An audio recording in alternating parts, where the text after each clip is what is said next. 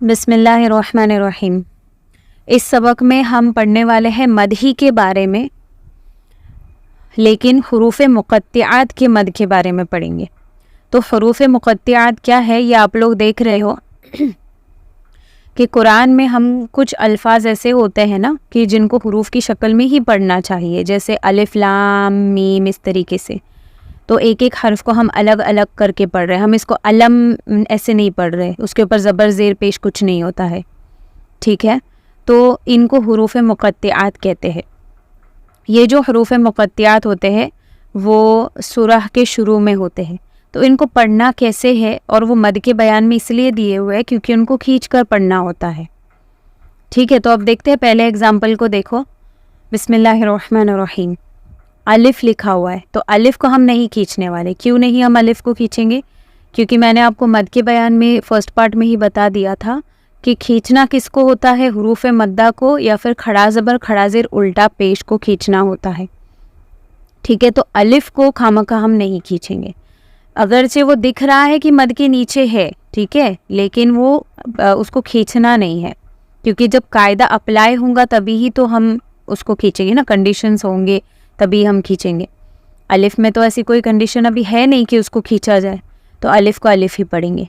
फिर आप लोग देख रहे हो कि लाम को हम खींच रहे हैं, क्योंकि लाम के ऊपर मद आ गया।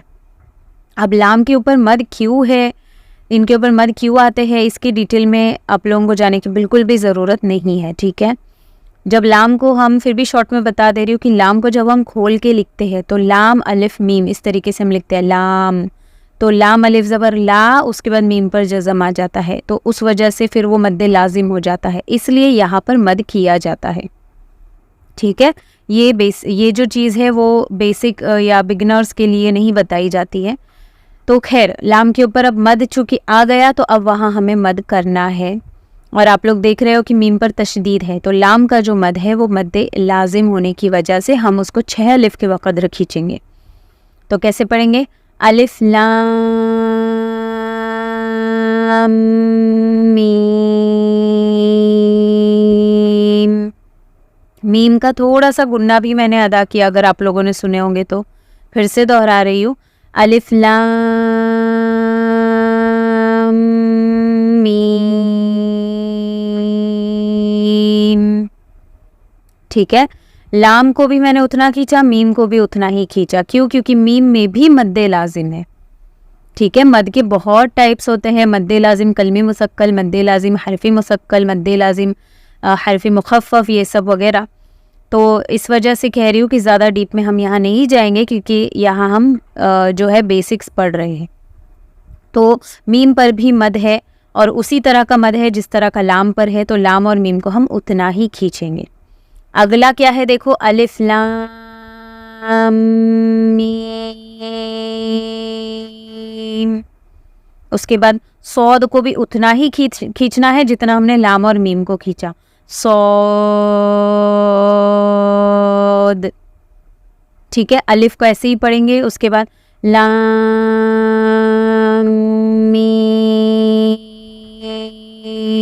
सौद, ठीक है। फिर है अलिफ, उसके बाद लाम पर सिर्फ मद है, तो अलिफ और रॉ को नहीं खींचेंगे, सिर्फ लाम को खींचेंगे। अलिफ लाम रॉ। फिर है अलिफ लाम मीम रॉ, ठीक है। रॉ को नहीं खींचना है, रॉ के ऊपर खड़ा ज़बर है तो उसको सिर्फ एक अलिफ के बक़द्र खींचेंगे। उसके बाद है काफ। फिर हा और या के ऊपर कोई मद नहीं है तो उसको नॉर्मली एक एक अलिफ के बक़द्र खींचेंगे, हा या, इस तरीके से। फिर है आइन। अब आइन जो है उसमें हरफ़े मद तो नहीं होता है, लेकिन फिर भी वहाँ पर मद होगा, ठीक है। वो भी एक मद की टाइप है, तो वहाँ पर इस वजह से वहाँ मद दिया हुआ है। अब कौन सी टाइप है उसकी डिटेल्स में हमें जाने की अभी ज़रूरत नहीं है। तो इसको कैसे खींचना है, आइन या ज़बर आई को हम खींचेंगे, फिर नून को अदा करेंगे, आइन, इस तरीके से, ठीक है। आई, बहुत लोग होते हैं मिस्टेक करते हैं, आइन आइन का नून फौरन अदा कर देते हैं, फिर को खींचते हैं। ठीक है, ऐसे नहीं खींचना है। आइन सौद। ठीक है, फिर से दोहरा रही हूँ, काफ, हा या को नॉर्मली पढ़ेंगे, आइन सौद। अच्छा, ये जो काफ, हा या आइन सौद, ठीक है, इसको पूरा एक सांस में ही पढ़ना है। बिल्कुल इसी तरीके से अलिफ लाम मीम रॉ, ये पूरा एक सांस में, फिर अलिफ लाम रॉ एक सांस में। ठीक है, क्योंकि ये मुकम्मल एक आयत बनती है। अगरचे हम उसको हरूफ की शक्ल में पढ़ रहे हैं, लेकिन एक आयत होती है, तो इसलिए उसको हम एक सांस में पढ़ेंगे। ठीक है, जैसे एक आयत को एक सांस में पढ़ना चाहिए, तो बिल्कुल इसी तरीके से इसको भी हम एक सांस में पढ़ेंगे। ठीक है, मैं क्योंकि एक्सप्लेन भी कर रही हूँ, इस वजह से मैं बीच बीच में तोड़ तोड़ के आप लोगों को समझाते हुए पढ़ रही हूँ। अगला देखिए, अगला है तो हा, यहाँ पर कोई मद नहीं है। फिर है तो, उस पर कोई मद नहीं है, सीन पर मद है, तो को नहीं खींचेंगे, सीन को खींचेंगे। तो सीन मीम। अब यहाँ पर आप लोग एक चीज़ देखो कि सीन के आखिर में नून की आवाज़ आती है, लेकिन यहाँ पर मीम पर तशदीद है, तो उस नून को ना पढ़ते हुए हम उस नून को मीम में मिला देंगे, तो सीन के बजाय सीम पढ़ेंगे। ठीक है, सीन के बजाय सीम पढ़ेंगे सीधा, सीम मीम, इस तरीके से। ठीक है, फिर है तो सीन, यासीन, सौद। इसको साद नहीं पढ़ना है, सौद हुरूफ मुस्तालिया है, जो मैंने शुरू में ही हुरूफ तहजी के वक्त में अच्छे से समझा दिया था, हुरूफ मुस्तालिया कितने होते हैं और कौन कौन से होते हैं। ठीक है, तो इसको मोटा पढ़ना है, सौद, इस तरीके से। फिर है हामीम,